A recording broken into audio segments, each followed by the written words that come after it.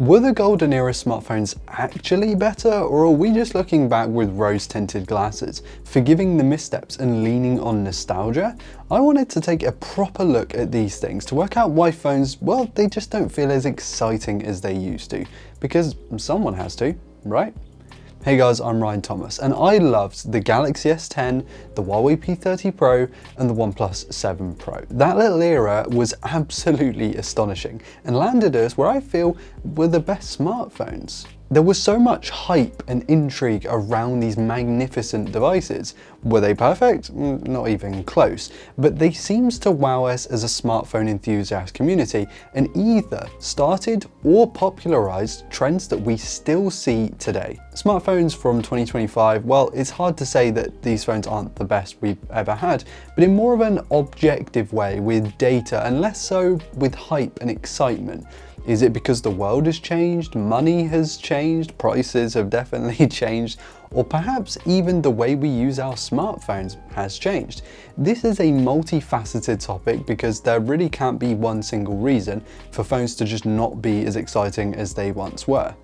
By the way guys, we're really trying to hit 500,000 subs, so if you wouldn't mind hitting that button, it really helps out. Thank you very much. You have to understand that smartphones as products are incredibly mature at this point. They've been around for, as near as makes no difference, 20 years, and we've seen some great innovations and improvements in that time. But as phones have matured, these jumps have become big steps, which have become, well, small steps at the end of the day, and now we're sort of on a slow walk. And what tends to make you go out and buy a new product and upgrade from the one you already own? New features, new quality, big jumps, and well, that's not really been happening recently. Sure, there are reasons to go and buy the newer models, but I mean, under the bonnet, fundamentally the differences between sort of like the Pixel 8 Pro and 9 Pro really aren't that much. They don't add up for me. The same for the 15 Pro Max and the 16 Pro Max, the S24 to the S25 Ultra. You could even go back a few generations and basically get the same thing. Jumps from, say, the S20 to the S21 Ultra, the iPhone 13 Pro to 14 Pro, the Pixel 5 to the Pixel 6 Pro. Those are slightly bigger jumps. Whereas I'd argue that between the LG G5 and LG G6 there was a monumental jump. The same from the Galaxy S4 to the S5, the S9 to the S10, even the iPhone 7 Plus to the iPhone 10. Stuff like AI gimmicks is not going to sell you on a product the same way that a brand new dual or triple camera, a brand new 120Hz display or rapidly faster charging might also get your attention. And yet it's those AI tricks these days that companies are leaning on to try and sell you the latest smartphones. Then there is the sheer nostalgia factor, and I won't go into this majorly, but I would just say maybe the world is a little bit more troubled now than it was 10 years ago, even up to 2019 maybe, and everything just seemed to be a little bit more positive. And maybe there was just a better energy around smartphones. The feeling of nostalgia is incredibly powerful, something that companies like Apple have leaned on in the past, you know, stuff like the squared off edges on the newer model iPhones, and probably more notably Motorola with its Razr reimagination that really was driven home and still is to this day. So there could just be a part of you that misses those days, and it just so happens those smartphones were around at that time and you're not objectively necessarily looking at the smartphones. It's a sort of rose-tinted glasses moment. Older models, even those that some of us might deem the very best to have ever come out, do have major flaws, you know, stuff like early OLED display issues, performance that just straight up sucks in 2025, tiny camera sensors in some phones. Some others, like the Lumia and the P30 Pro, still have pretty big ones by today's standards, pretty shoddy processing in a lot of smartphone camera setups, not to mention tiny batteries, no software support, or I mean, only lasting 2 to 3 years at the very latest on the very cutting edge phones. And I know people love the idea of the SD card slot and the headphone port, and that's something that keeps people holding on to older phones. But there are certainly phones these days that retain one or both of those features today, and they're just a little bit harder to come by, but they're still around. I think part of what made Android such an exciting prospect for a lot of us coming into it for the first time was the sheer variety of different models and styles, and though that has calmed down maybe a little bit in more recent years, I don't think it's completely disappeared. Whilst there is still a golden era for me, the current crop isn't exactly barren of enjoyment. I mean, sure, the likes of the experimental Moto Z, LG G5, Xperia Compact, and so on aren't around. We do have stuff like foldables, flippables, one with huge cameras, slightly more compact models, trifolds, gaming phones, and the Xperias are still going.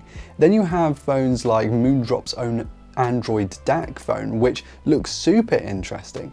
Sure, everything might cost an eye-watering amount of money these days, but there's still intrigue. There's still variety and different strokes for different folks. But there's something to be said for the maturity that I mentioned near the start of the video. In the last couple of years, we've been seeing smartphones that are so good and so complete, even if a little boring, that they are clearly going to last us 4, 5, 6+ years if we really want them to. Like, smartphones now, with their marginal changes year on year, mean you aren't pressured to go and buy the latest one every time. And given how expensive they are these days, that's probably also a good thing. I mean, if your phone has a Snapdragon 8 Gen 3 or 8 Elite with plenty of RAM, as most of those do, then with the good long-term software support, you probably won't even think about upgrading for like 5+ years. Maybe when the S30 Ultra or Pixel 15 are a thing. And that's great not only for your wallet, but for the environment. Holding on to your stuff for longer, taking good care of it, and enjoying the squeeze of that kind of thing can be incredibly satisfying. Modern devices last way longer on a charge. They top up faster. There are more and higher quality cameras. The displays are not only closer to the edges, but considerably brighter and faster. Modern performance is outstanding on smartphones, and the software support on a lot of these devices is reaching into the next decade, which is something that you would simply not hear about a few short years ago. The answer to the question is no.